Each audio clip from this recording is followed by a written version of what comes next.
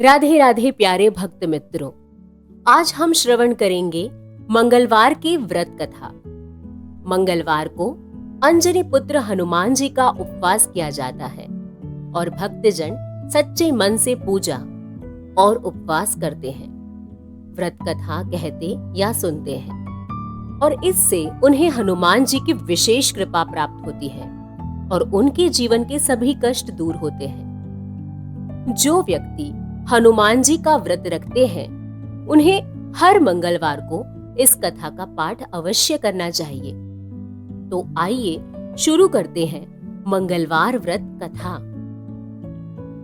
एक समय की बात है, एक ब्राह्मण दंपति बड़े भक्ति भाव से और प्रेम भाव से रहते थे, लेकिन उनके कोई संतान न होने के कारण बड़े दुखी रहते थे। ब्राह्मण हर मंगलवार को वन में जाकर हनुमान जी की पूजा करता था और उनसे संतान की कामना करता था। ब्राह्मण की पत्नी भी बड़ी हनुमान भक्त थी और वह भी मंगलवार का व्रत रखती थी। वह हमेशा मंगलवार के दिन हनुमान जी का भोग लगाकर ही भोजन करती थी। एक बार व्रत के दिन ब्राह्मणी भोजन नहीं बना पाई, जिससे हनुमान जी को भोग नहीं लग सका।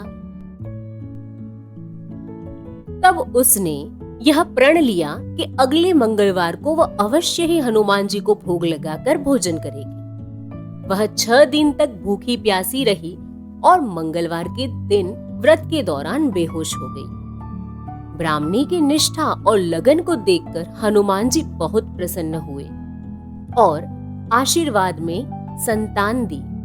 कहा कि तुम्हारी बहुत सेवा करेगा यह संतान। संतान पाकर ब्राह्मणी बहुत प्रसन्न हुई और उसने बालक का नाम रखा मंगल। थोड़े समय बाद जब ब्राह्मण घर आया तो उसने बच्चे के रोने की आवाज सुनी और उसकी पत्नी से पूछा, आखिर यह बच्चा है कौन? ब्राह्मण की पत्नी ने कहा, हनुमान जी ने व्रत से प्रसन्न होकर हमें आशीर्वाद रूप में यह संतान दी है। ब्राह्मण को इस बात पर विश्वास नहीं हुआ। तो एक दिन जब ब्राह्मणी घर पे नहीं थी तो ब्राह्मण ने मौका देखकर बच्चे को कुएं में गिरा दिया। जब ब्राह्मणी घर वापस आई तो उसने मंगल के बारे में ब्राह्मण से पूछा। तभी पीछे से मंगल मुस्कुराकर आ गया और ब्राह्मण बच्चे को देखकर आश्चर्यचकित रह गया। रात को हनुमान जी ने ब्राह्मण को स्वप्न में दर्शन दिए और कहा कि यह संतान तुम्हारी है। ब्राह्मण